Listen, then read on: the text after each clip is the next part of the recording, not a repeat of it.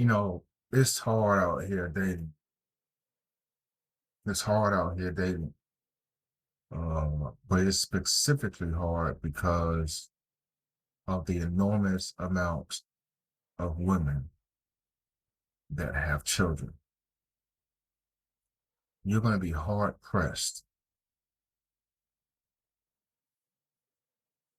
to find a woman that doesn't have children, especially a woman that's halfway decent. Because a lot of women made mistakes, their mistakes, 18 years worth of mistakes, childhood mistakes, adulthood mistakes, where they let some individual that they were messing with or talking to or dating or whatever the case may be, impregnate them. And if you know, you know. And I'm not for it. I'm not against it. But you have 9 months. You don't have exactly 9 months, but you have a period of time from when you're pregnant until the baby comes out to make that choice. Make that choice to keep the baby or not keep the baby. Like I said, I'm not for it. I'm not against it, right? I'm not here to talk about the pros and cons of it, the religious aspects, hypotheticals. But let's just say I'm a woman, right? Let's just say I'm a woman, right? Let's just say I'm a woman for the topic of the story. And I get pregnant by a guy that I know is not going to be there for 18. For a guy that's not dependable, for a guy that's struggling, for a guy that doesn't have his act together, his career together, his money together, for a guy that was just having sex with no sort of accountability or responsibility, for a guy that I don't see myself with for the next 18 years until that child becomes an adult. Let's just say I'm on. And a guy gets me pregnant that I know is probably not going to be a good father because he's roaming the streets, slaying meat. I would have to make that decision if I was going to keep that baby or not. Because 9 times out of 10, no woman ever has said, I prefer to raise the baby alone. A lot of women have said it, but not a lot of women have meant it. Women make choices, then expect, let me repeat that again. Women make poor choices, then expect a man to be okay with it. Let me repeat that again. Women make poor choices, then expect a man to be okay with it. Let me repeat it one more time. Women make poor choices and then expect a man to be okay with it. Women are like, oh, you should accept my child. A child is a package deal. If you love me, you love them. Yeah, yeah, yeah. Men will tell you everything, right? Just like men, I'm sure, told my last ex everything to get in her pants. Yeah, yeah, yeah, yeah. We're gonna get married. Yeah, I see a future with you. Yeah, yeah, yeah. Everything's gonna work out, right? I'm sure he told her everything he needed to tell her. You know, he introduced his kids to her kids, right? Cool. You know, his kids had someone to play with, right? But 9 times out of 10, even a child with kids is a little bit more acceptable, right? I mean, you got kids, you can't say you don't want women with kids and expect a woman with kids to be with you, but you got kids. Let's be honest, right? Even men with children know the stress and the heartache it takes to raise a double family. For him to welcome her kids and for her to welcome his kids, right? But they have a better understanding of how things go. They have a better understanding of the communication between their exes, baby daddies, whatever the case may be. They have a better understanding of what the child needs, the obligations.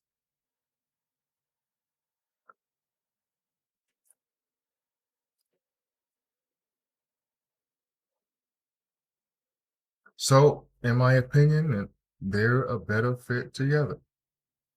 No talking to this young lady, man. She's attractive, right? And I used the translator, right? To give y'all a perspective of the conversation. And she said, "You're looking for someone without children." And I said, "Have you ever heard a man say he was looking for a woman with children?" That's not my prayer before going to bed at night. We can still be friends and see where it goes. I hate when women be like, "Oh, are you looking for someone without children? Do you mind me having kids? I love my child." Seriously, oh, I love my child. You're supposed to love it. You're a mother. You're supposed to love your child. I don't love your child. Like, hey, oh, I love my child. That's my princess. He's my king.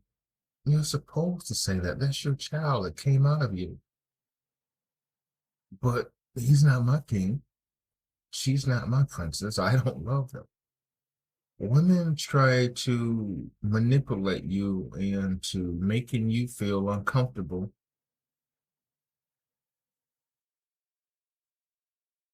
Let me repeat that again. Women try to manipulate you into making you feel comfortable in uncomfortable situations. Women try to manipulate you into accepting their child and their child's responsibilities. Women try to manipulate you into loving them and in turn loving their child.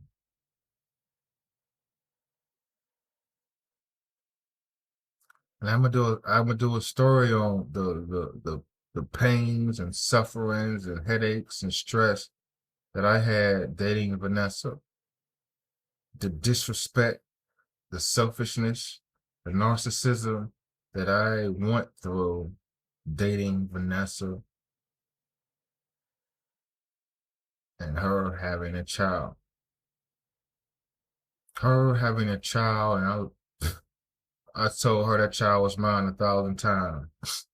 It was stress and it was things that men go through that they probably shouldn't. And I'm gonna give you an example. Like, I shouldn't be with my woman, and I've said this before, and I'll get into detail about some other things that have transpired. I shouldn't be with my woman, and her baby daddy calls and she picks up on the first ring. Let me repeat that again. I shouldn't be with my woman, and her baby daddy calls and she picks up on the first ring. So you respect his time more than you respect my time. So that's a sign of disrespect. Let me repeat that again. You respect his time more than you respect my time, and that's a sign of disrespect. There's a lot of things I went through with Vanessa that I'm going to talk about in another video. Not today, not tomorrow, but one day. But this is just the tip of the iceberg. I love peace. Do I want to come home every day to a crying baby that's not mine?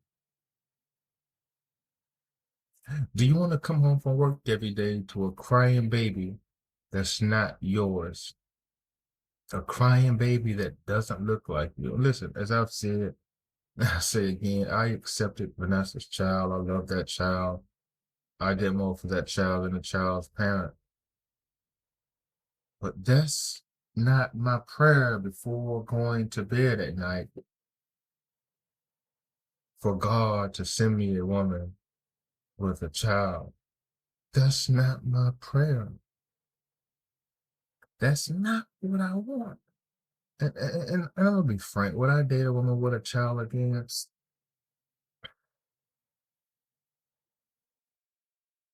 If she had all the great qualities of a woman, right? If she had all the great qualities of a woman, right? And there was a girl, and she was under 5 years old, 6 years old. Yes, repeat that again. If she had all the great qualities of a woman, and it was a girl, and she had all the great qualities. Uh, if she, I'm sorry, if she had all the great qualities of a woman, and the child was a girl, they was under 6 years old, yes, I would do it, because I really do not want no crying baby. I don't want no infants. I don't want no 6 months old, a year old. I don't want to deal with no crying baby waking us up in the middle of the night. I don't want to deal with no crying baby. And there's nothing against those guys that accept the women with kids and they to each their own. But I don't want to deal with no crying baby. I don't. So there are certain circumstances that would have to align with the stars and the universe for me to go through that again. And I say a girl because I loved a woman's daughter before. If it was a boy, maybe I'll be a little tougher and say, F that little kid, man. Screw him, man. He can go to hell. But that little girl still has a very small piece of my heart because I accepted her as she was mine. So this is just one of the things that we go through as men dating out here in this cold, cold world. And like I said, I say this and I'll say I do believe men with children should date women with children. Like y'all have so much in common. A man with children can't be selfish and say, I don't want a woman with children because guess what? She probably doesn't if she has no children, she probably doesn't want a man with children. Let's be honest. That's not her dream either. I know I've seen the men online, yeah, I have kids, but I don't want a woman with kids. Her dream, that's not her prayer before going to bed at night, is to find a man with kids. Women disrespect men by wanting them to accept their child. Let me repeat that again. Women disrespect men by wanting them to accept their children. I love her. I really do. But loving her means loving her life too. And her life, it's a world I never knew. I remember our first date. Just us. We talked for hours, laughed until our sides hurt. It felt so simple, so easy. But real life isn't a first date. Real life starts when the alarm goes off at 6 a.m. Not to the gentle sunlight I was used to, but to the sound of tiny feet stomping down the hall. Mornings in her small apartment are organized chaos. I'll be sitting on the edge of the bed, my head still fuzzy with sleep, and the day has already exploded into action. There are toys everywhere, a minefield of plastic and color, and then the arguments start. It's always over something small, a tablet, a specific cereal bowl, who gets to sit where. One child will start crying, a full-throated wail that cuts right through you, and the other might throw a toy in frustration. And she's always in the middle of it, a whirlwind of apologies and soothing words.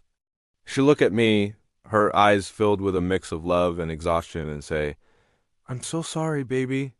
It just didn't sleep well last night."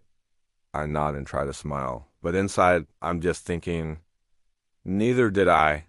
The nights are the hardest part. I thought I knew what tired was. I've pulled all-nighters for work, for school, but this is a different kind of tired. It's a deep, bone-weary exhaustion that sleep can't seem to fix. It starts almost every single night. I'll just be drifting off, finally finding that sweet spot of quiet, and then a cry. It starts small, a whimper from one of the kids' rooms. Then it gets louder. Inevitably, the other child wakes up too, joining in a chorus of distress. She's out of bed in a flash, a practiced instinctual movement. I hear her soft voice, the creak of the floorboards, the comforting shushing sounds. I lie there, staring at the shadows on the ceiling, my heart a mix of sympathy for her and a selfish longing for silence. Sleep becomes a fragmented, broken thing. An hour here, 45 minutes there. It's not rest. It's just waiting for the next interruption. My body is in her bed, but my mind is wide awake, counting the minutes until my own alarm will ring. This nightly battle follows me into the day.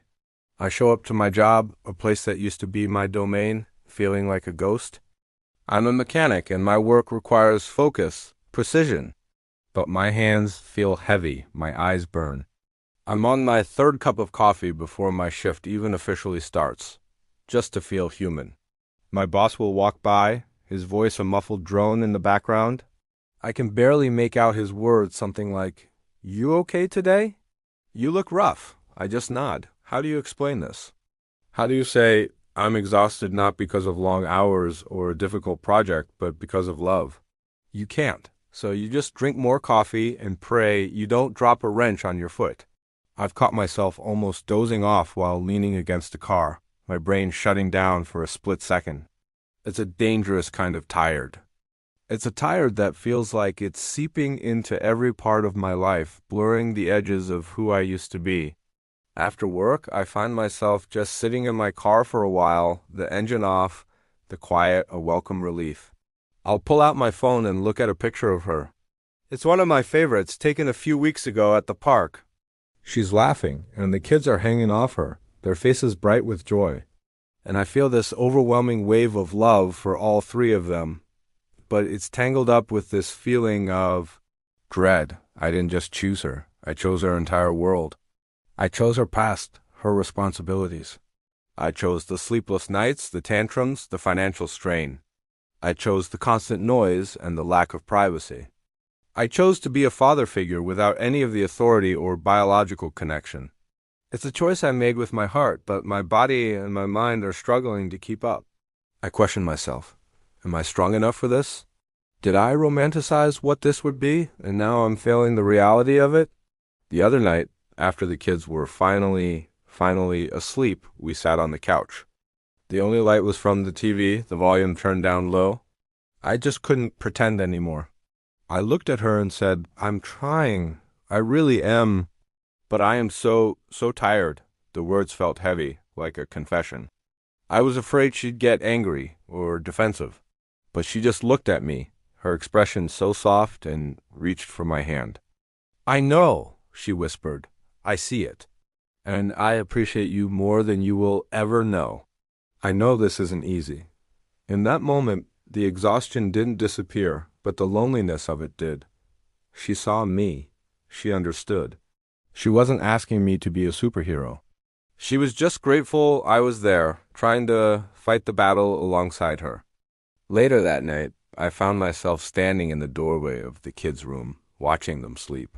Their faces, so peaceful in the dim glow of the nightlight, were free of the day's drama. One of them had a small smile, dreaming of who knows what. And in that quiet, I understood something. Love isn't always a romantic dinner or a walk on the beach. Sometimes love is loud. It's messy. It's stepping on a Lego in the middle of the night. It's wiping away tears, both theirs and sometimes your own. It's showing up day after day, even when you feel like you have nothing left to give. It's choosing to stay in the chaos because the person at the center of it is your peace. This is my reality. And it makes me wonder, if you were in my shoes, faced with this beautiful, complicated, exhausting love, what would you do? Would you stay and find your strength in the chaos? Or would you walk away in search of a quieter life? Let me know your thoughts in the comments. Thank you for watching.